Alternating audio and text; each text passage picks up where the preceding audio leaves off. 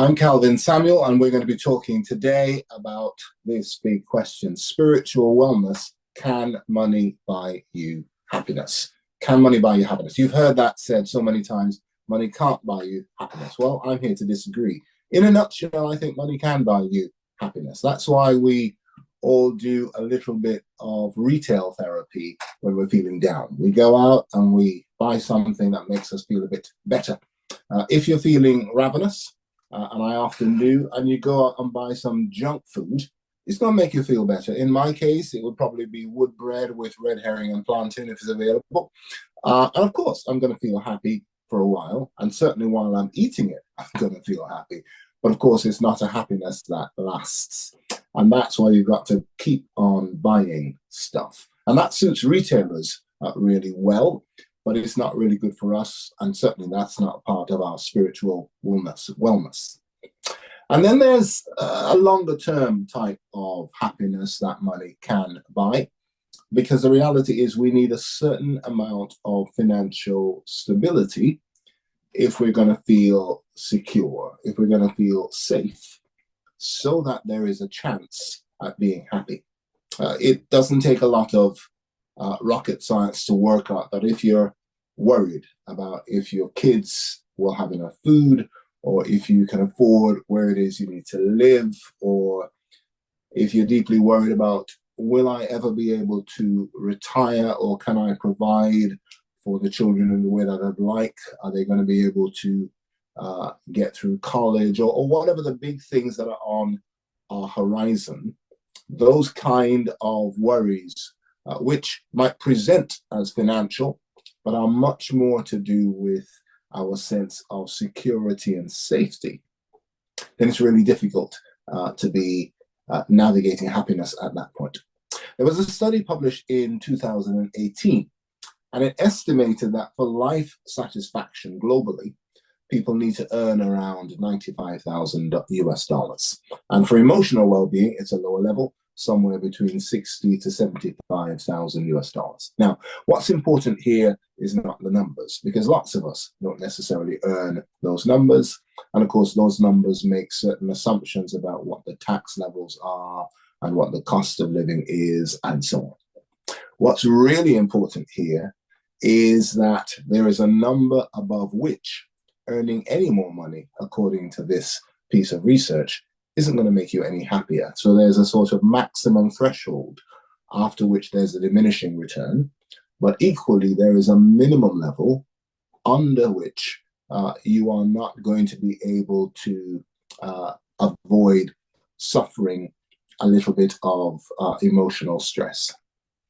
And so again, that simply says, yeah, up to a certain point, money does buy happiness. But the reality, of course, is that ultimately no amount of money can give us what we really want, which I think isn't happiness at all. It's actually joy. So when we talk about happiness, what do we mean? Well, I think what we mean is that we have a certain amount of emotional well-being, that we're not sad, that we're not constantly angry, that life is pretty much good. We recognize happiness. But beyond happiness, of course, there's something called joy. Now, joy is much more robust than happiness. Happiness will come and go. Joy is something that abides even when life is a bit rough, even when life is difficult, even when life is disappointment. There's something keeping you going. Now, joy is a gift of the Spirit. The fruit of the Spirit: love, joy, peace, patience, kindness, goodness, gentleness, faithfulness, self-control.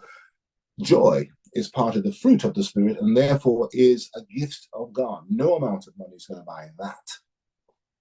So, having established what money can buy, so money can buy you happiness, it's probably going to be short term. We're not all that interested in that all the time. But every now and again, yes, we'll do a bit of retail shopping here and there. We might buy some junk food or some ice cream. It makes us feel better. What we're more interested in is the way in which we use money to try to purchase the kind of security, that kind of bang, whatever the number is, within which we can have a certain amount of emotional well-being. So, having established what money can't buy, let's now go on to talk about spiritual wellness as it relates to financial well-being. And there are three things I want to say. Number one, you need to set your priorities if you're going to talk about spiritual wellness as it relates to money and financial well-being. And there's a passage of scripture I want to share with you. It's from Ecclesiastes chapter 5, verse 10, and it says this: whoever loves money and never has enough, whoever loves wealth is never satisfied with their income. So powerful that whoever loves money never has enough, and whoever loves wealth is never satisfied with their income. Spiritual wellness requires us to set our priorities, and the priority can never be money. Money has a purpose. Money is a tool. Money enables us to create an environment in which we feel safe and secure, but that is not the priority. And it's worth saying, by the way, that the Bible is not against wealth. Lots of well-known people in the Bible are wealthy people. So David was a wealthy person. Solomon was exceedingly wealthy.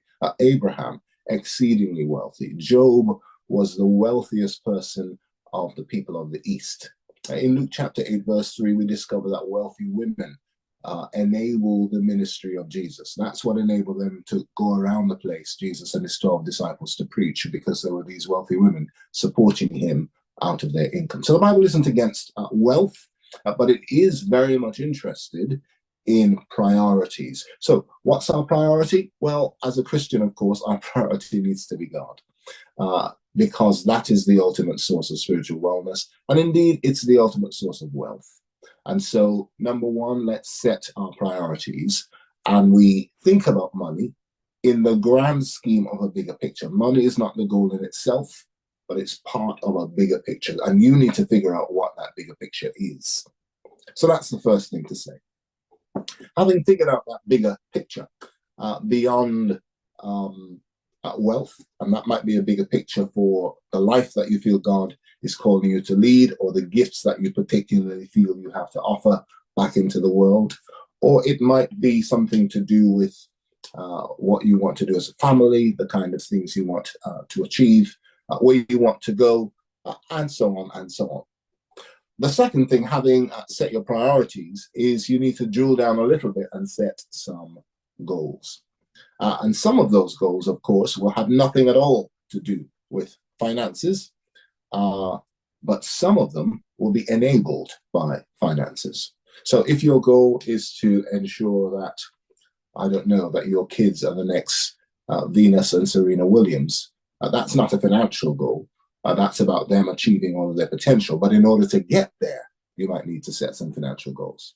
And there will be some things that happen to you along the way. So when I was 16, I had my first job.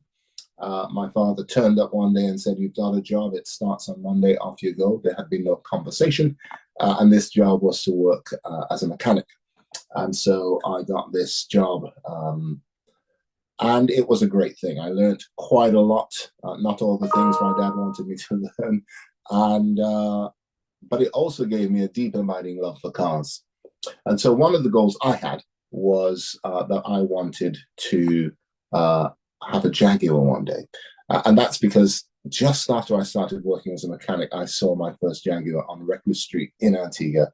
It was the most beautiful object I had ever seen. And years later, I found myself living in the UK where Jaguars are made. And so I really wanted to buy a Jaguar. And it wasn't something that I could afford. But I could afford this, which, and I'm hoping this turns up, this is a model. And so for years, before I could afford a Jaguar, I had this on my mantelpiece as a kind of reminder of what I wanted to do at some point. It had to be put into context because life consists of more important things than having the car that you want. So there were concerns about children, making sure they were set. There were concerns about my own education and ministry. All of those things, of course, had much higher priority than the car. But whilst I was doing all that, I was also holding this in the background. And so eventually, maybe 15 years later, the Jaguar finally arrived. And so this is now no longer on the mantelpiece. There's one in the garage. So you set your goals, you set your dreams. And here's the thing. I think that God loves audacious prayers, audacious dreams. I think God gets a little bored when we come with some really small things.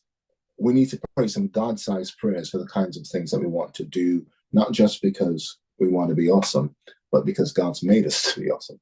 And then the third thing we've got to do is work out what are the best tools for the job. I love cars, but I also like cycling. And this, can you see this, is a multi-tool. So it's got all sorts of things in it. You've got, I wonder if this will show up. You can see that there are little there are Allen keys here. There's a little wrench there. I've got sockets here. It's a multi-tool.